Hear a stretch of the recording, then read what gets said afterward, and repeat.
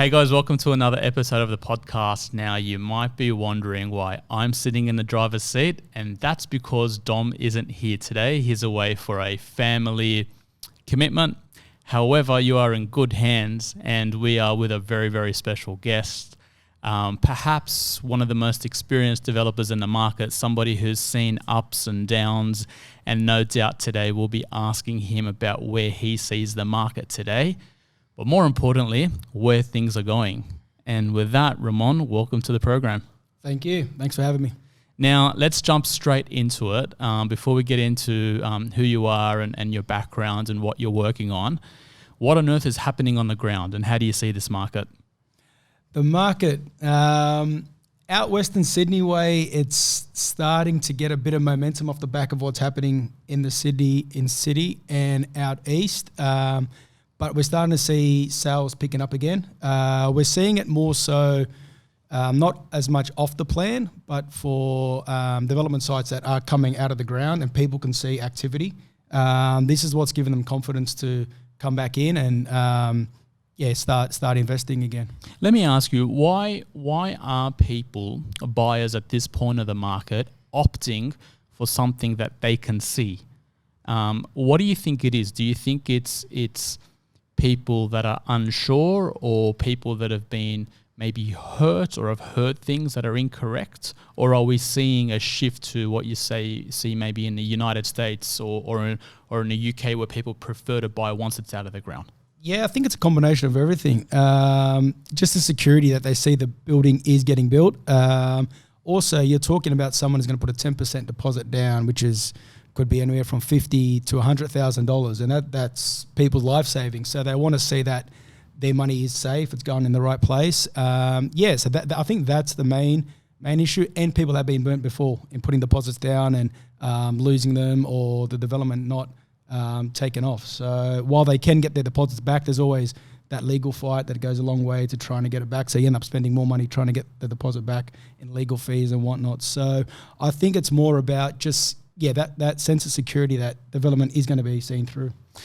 Now, which part of the market do you think is the most attractive at the moment? If you're an investor, if you're someone that maybe owns a home or two investment properties and you're going out and buying another one, where do you see value? Well, I'm Western Sydney, so I've got to say Parramatta. Yep. Just the growth of Parramatta. You see what's happening in the eastern suburbs now, and I mean, not a lot of people can afford that kind of market. So going back to the Western Suburbs, Parramatta, but even a bit further out, not further out, but 10 minutes away, we're talking Marylands. We've got a development there, and I see that as one of the greatest growths in Western Sydney is Marylands. The reason being, everyone's talking about Parramatta at the moment, the new jobs created there by the government. But then people still can't afford Parramatta. You're still talking $700,000 to $800,000, which is still quite a bit of money. So then people are looking at where's the closest suburbs to that. And then Marylands is coming in 5 minutes away from Parramatta, one station away, and you're talking $620,000 an apartment. So you're basically living in Parramatta 5 minutes away, but at an affordable rate. So anyone looking for an investment property, I would say if Parramatta is just a bit out of your budget, look at Marylands or surrounding suburbs, which are closer to that, where you got your Granvilles and Granville, Auburn, that kind of area, which is still in range to Parramatta. I grew up in Fairfield.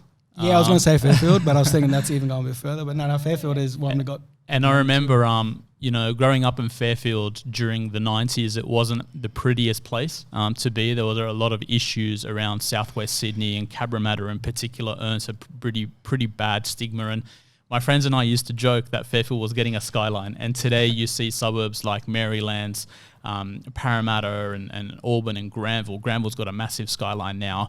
What's happened in Western Sydney, for those people that haven't ventured into Western Sydney, you're missing out, by the way. Not only do you have great food, but you've got great entertainment. It's a great place to be. What has been the game changer behind people like you and your family and your business investing into the future of these pockets? We believed in it. I mean, for 50 years ago, when my grandfather came out and started developing and building out, he saw Western Sydney as a growth, and he instilled it into us that this is going to be the new centre of growth. But since then, I mean, over 15, 20 years ago, obviously the Olympics kicked it off and put Sydney on the map through, then the Homebush was redone, which put it on the world stage. But then, since then, government has just been spending more and more money in, whether it be through infrastructure or creating more jobs in office buildings like you see in Parramatta Square at the moment. So we believe the government has been a big push behind that all. And yeah, I think just through there, gradually it's really just grown step by step. Now you're seeing a lot, like all the big players who would never have come out west, they're all in there. So you've got your big developers who have come out there and they're looking for more and more. So in terms of what has triggered it the most, I think it's just the growth point as well, and the affordability is another thing. So while a lot of people want to live out east and out in the city, some people, again, can't afford that. So Parramatta has given them the growth opportunity for a lot of people to come out. I want to touch on your family history, and you noted your grandfather and the vision he had. And I think vision is really, really important as an investor, regardless of what type of real estate that you're investing in. But just before we go there, you talk about the big boys coming out west now. Explain to somebody that doesn't know real estate development or doesn't know the difference between a certain type of developer, what type of developers are coming out, and how competitive it's becoming, because everybody assumes that a developer's just got, endless pockets and they're these guys that are like really loaded, driving around in nice cars, but there's a lot of competition with that, right? Yep, definitely.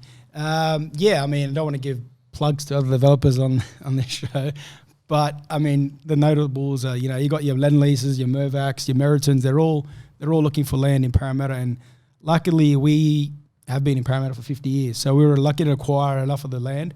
And yeah, I mean, to today, we've got those big guys are knocking on our doors saying, can we buy our sites? Can we buy your sites? But we've developed them. We've seen them through. So it's not about, like you said, they're not just all coming in, Parramatta's the new hot topic, hot suburb, we want to get involved. It's still knowing about the area. It's still like you can't just come in and say, yeah, I'm going to make money here because everyone's coming in there. It's about knowing, getting to know the council, what they want in the area. It's not about just going in saying, I want 1,000 units on this site. It's you got to fit into what the councils want, what the councils are buying into. Yes, Parramatta's now no height limit, go for whatever, but there are things that come with that. You've got to be dedicating back to council. You can't just be a cowboy here today, gone tomorrow. And that's another big thing council always say. So, and you'll see now the developments in Parramatta are ones that are sticking there and looking for more and more opportunities. Tell us about your family. I know, and a lot of my colleagues know, but for those that are listening that don't know the family and the background behind the brand, just a little bit of context and sort of what kind of projects you guys have worked on over the years. Yes, so under the Ellerson umbrella, which my brother and I started only November last year, so that's relatively new, but our history has been in construction and development. So from not only my grandfather who came out here in 1967, he set up the company here, but prior to that, his father, his grandfather back in Lebanon, they were building churches and schools and roads. So you're talking over 200 years worth of experience and in the construction industry. And that's just been, I think it literally is in our blood. People say it's in your blood, but I think it literally is. There's got to be some kind of construction because it just keeps going through. And yeah, I mean, it's just now my brother-in-laws are involved, and in future, I'm pretty sure their kids will be involved. Not pushed, and that's another thing. We were never pushed into do it. You have to do construction. It was just, we grew up in it and we saw it. I mean, like family barbecues, family lunches, like without trying to get involved, you just got involved. They're just hearing about it in the background. So that's how we all got involved in it. And now what we're doing, we started the first block of units my grandfather did was a block of 6 units in Auburn in 1969. And then from there, we're just gradually grown, build. And now me and my brother have started off our own brand. But again, without my dad leading the way and nurturing us and giving us the experience and knowledge, there's no way we'd be where we are now. So, but now we're developing more precincts is what we like to call them, more areas that we're trying to not redefine, but just give those areas a new face. So we've got like a big development up in Leppington. We've got quite a bit in Schofield, and we're creating town centres. Like these Schofield's one is 4,000 apartments and about 20,000 square metres of retail. We've got one up in Park Lee, which is circa 5,000 apartments. So these are not going to be all built tomorrow. These are 20-year plans, and it's another show that we believe in Western Sydney. We're buying bigger development sites, but we can see the growth and the infrastructure that's being built in Western Sydney that's going to continue to grow. And also another thing we like to buy around train stations, schools, universities, hospitals. This just gives that extra strength to show that while we're doing larger developments, like everything around it is actually fitting in. Yeah, it's really interesting because how many apartments do you think that you've been involved with, or that as a family you've delivered since those first 6 in, what was it, 1959? 1969 was the first one my grandfather did when he came out here. How much we've been involved in? What would you say? From that day? Yeah, like if you were to estimate. That's a good question. I've never actually sat down and thought about it. We've always got under construction, always about 1,500 under construction. But being involved in, from my family from day one to now, you'd have to say I'd probably say over 30,000 apartments. I sort of know that answer, but the reason why I asked you is I want a couple of things. Yeah. One, for people to understand that you can start small. Oh yeah, you have to start. You can't. You can't start big. That's right. But if you do start small and you do think big and you are strategic and you are consistent, you can grow and you can become, it might take you 50, 60 years like it has for your family, but everything's possible, 100%. Particularly if you have. And on that, one of the things I like asking people with a track record and history is, what are some of the lessons that you can share with investors out there that look to you, look to your family and your brother and your legacy and want to themselves become good investors? What are some key takeouts that you can share? It's be careful. Like, don't jump into the market because, look, you pick up the newspaper or you read news.com, market's booming, auctions are selling $500,000 over reserve. Don't get FOMO. Don't think, I've got to miss out. I've got to buy something now before it crashes or before it goes up another 20%. Just take your time. Don't overcommit. It's like you said, 30,000 apartments. So that's 50, 60 years of experience and work. So the big thing is timing. Speak to professionals around you, like yourself. Speak to Wealthi. Speak to the developer. Speak to real estate agents. Get local knowledge. If it takes you a year to get the right answer, say yes, and don't be persuaded by someone in your ear saying, "Oh no, it's going to crash." I mean, we've got people in my own office who, at the end of last year, talking about, I've got to sell, I've got to buy. I'm like, just take your time. They're like, no. I'm like, that's a person working for a developer who's listening to the news. They're like, we're telling you not to buy. We're telling you not to sell. So, again, it'd be just take your time. Don't rush. There's always going to be ups and downs in the market. So even if you do buy and you see it slowly going down, property's a long-term game. It's not like the stock market. You've got to be in it for the long run. And that'd probably be the key thing I would say is find what suits you, what's your budget, get professional advice, and hold it for the long term. One of the things I like about you guys is you build a community and you build a mastermind group, and you tend to gravitate around people that are also successful and have also done well and are also ambitious. What are the elements of success that you see through your history and through your family? What are the people that get it right do so well? So what's sort of the thing, if I can take out one thing that I need to do to be set on that path? I know that I shouldn't rush, and I know I shouldn't be forced into the fear of missing out, but what are some of the quality traits that make great investors? Quality traits that make investors, it's, again, patience. I know I keep repeating it, but it's patience.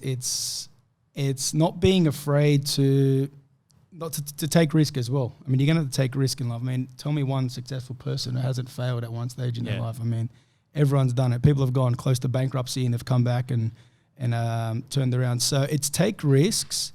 That's one trait that people will see. They'll back themselves, They'll, with doing all their knowledge. They're not just going to open a door to and say, I'll just do this. Like, they are researching. They are looking at ways to get better. So, and that is probably another thing, ways to get better. Continue learning. That's another thing, a big thing I like to always tell people. Continue to learn. Don't think, okay, I've made it now. That's it. I'm going to rest on my morals. Just always looking to learn. Always look to get better. And And I think that's one of the main traits that you see of successful people. They're never content with just being at the top. They always want to get better and get better. I mean, and I always go back to sport, and few people I always talk to, I always just mention LeBron James. I mean, gets better and better every year. I mean, he's done everything in the game, and he just continues every year, wants to get better and better. So yes, it's sport, but at the same time, you can look at that as a trait of a quality person. They always want to get better. What did I do wrong last year? How do I get better? Another thing I put on my wallpaper is don't be afraid of failure. To be afraid of being in the exact same position next year as you are today. That's a good one, man. Yeah. That's what terrifies you, right? Yeah. You just want to grow. You want to grow. I mean, there's nothing wrong with not growing as fast as other people want to do, but you want to get better. You want to opportunity to do more. Let's talk a little bit. Let's take ambition, right? And let's take that point. And you guys are very ambitious, and you're working on a lot of projects. Let's run through some of the stuff that you guys are doing in Sydney, and sort of what's closest to your heart. So I know it's hard for you to pick one project. It's probably like picking a child that you love the most. You love them all. But let's run through some of the things that people might be driving past and can see and say that's one of your projects. One that's under construction now would be one in Park Street in Parramatta. Yep. So that's the one that we've labelled as my brother and I's first one under the Ellerson umbrella. So that will always have a bit of sentimental value. And at the moment, we're looking at doing it as the build to rent. So it's up to about level 12 now, 23-story tower with ground floor retail, and it's in Parramatta, which is our backyard. So that's one we'll always drive past, and as it continues to... That's interesting, because it's a build to rent, which means that you're so confident in it that you want to keep all of them and rent them out. Yep. Yeah. That's a sign that you believe in Parramatta, right? And that's a sign of the market too. I mean, people in Western Sydney, yes, they're looking to buy, but there's also that build to rent model, which everyone is now talking about. It's another flavour of the month is build to rent. So we've looked into that. We bought that site a long time ago, got the rezoning, got the uplift approved from 6 stories to 23. And then we've believed in the Parramatta market, and we know the Parramatta market. That's where we've been all our life. So we know this will be a good build to rent model. What about outside of Parramatta? You guys working on anything in other parts of Sydney? Yeah, now we're starting to branch off a bit. It's good to show the range that we have. We were known as just a Western Sydney developer, so we're close to finishing one in Rosebery on Mentmore Avenue called the Laneways. So that's currently selling well. I mean, we're averaging 1.1, 1.2 for a 2-bedder there, up to 3-bedder is about 1.4 million. So the market is still there. And sales are picked up now because we're about a month or two out of construction, which is what I was saying before. Now completed stock is selling well. So we're there now. We've got one in Croydon Park, which is not exactly Western Sydney, but it's still a bit further out from the Parramatta heartland. And that's another 180 units. So it's just been rezoned by the state government. So we're going to start working on the DA there. We'll continue to look at more and more outside of Western What sort Sydney. of buyers are you seeing in the market? I know there's a big misconception out there by people that don't know the market well, and they think that it's certain nationalities, certain types of profiles, certain races. But when you're developing so much across such a cross section and at different price points, who are you seeing coming into the market that may have been quiet over the past 10 years, and who you're seeing coming out of the market? The first home buyers and downsizers. Okay. That's what we're seeing coming now. Our Rosebery project is a lot of downsizers. Either retired couples or just recently married couples with one child looking at getting into that eastern suburb city market. That's been the big Rosebery. There's been very little investors in Rosebery. The investors are still looking for growth areas, so like the Marylands, close to a station where they just see it as a rental investment opportunity. So there's still a mix. I mean, 5-6 years ago, it was probably 90% investors and the 10% first home owners or downsizers. But that has really switched now. It's still dominated by, in our market anyway, in the Western Sydney market, it's still dominated by investors. Yep. But I'd probably say it's come down to probably about 60 to 70%. And the first homeowners and downsizers too. When I think downsizers, I think my parents, but I think my parents are very different maybe to the general market. Yeah. What are you seeing that downsizers want?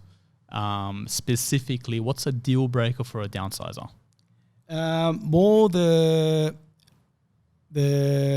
the retail. The amenities of the building, less maintenance. Yep. That's what they're downsizing is one of the main reasons for.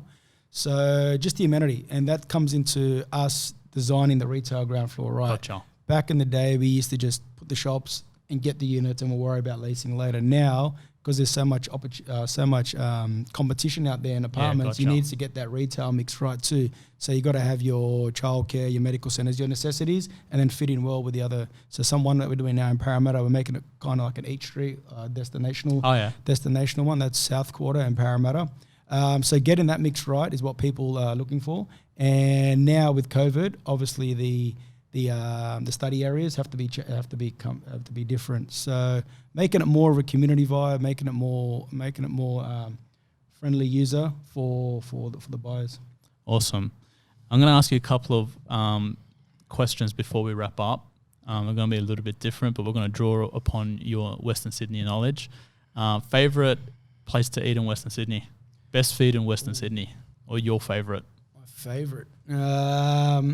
Everyone goes Ellerson, the chicken place in Granville. It's become very... I think I was leaving the office now and the boys are like, you want to go Ellerson? I said, no, I can't. I've got a podcast. That's got to be it. There's a new Lebanese restaurant that opened up in Parramatta called Wealthi, which is pretty good. Nice. It's a bit of a twist on the traditional Lebanese food, so that's a good one. I'd say they'd be Ellerson is always hard to go past. I mean, people come from all over Sydney for that chicken. Absolutely. It's so hard getting a parking spot, but if you haven't been to Granville, make sure you make the pilgrimage. And final question, mate. Parramatta this year, how do you rate their chances in the footy? The Eels? At half time, Saturday night, I was like, here we go again. Another one. They came back though. It was such a good. It was such an opposite. I used to expect Parramatta to be up 16-0 then lose. They look good. I mean, to struggle against Brisbane is a bit of a worrying sign. But I think this week against Melbourne, that'll really tell them. That'll tell everyone where they're at. So they'll make the 8. Are they ready for a premiership? I've waited 35 years. I think I have to wait another year at least. So. I don't know. Well, I'm a Bulldog supporter, so I can't talk much. But he's hoping this year, mate. Thank you very much. How do people find out about the work that you guys are doing, the projects that you're involved in? Jump on to ellersonproperty.com.au. You can find us on social media, so Instagram, LinkedIn, or connect at ellersonproperty.com.au if you've got any questions or looking for employment opportunities. We're currently looking for more and more staff to join our team. Just shoot us an email or reach out either of those ways. Good on you. Well, thank you very much. It's great to see developers coming and engaging with the market and being so upfront. We literally sat down here today and we didn't rehearse anything of this. What you saw was very raw, very candid, and it's just a testament to people that know their market, that know their product, are always willing to sit down. And if you've learnt anything today, if you have any questions for us, please feel free to send them through. Share this podcast with anyone that you think will benefit, and would love to hear more feedback. And remember to subscribe to the podcast and give us a 5-star rating on Apple Podcast if you haven't already. Thanks, Remon. Thank you. Thanks for having me.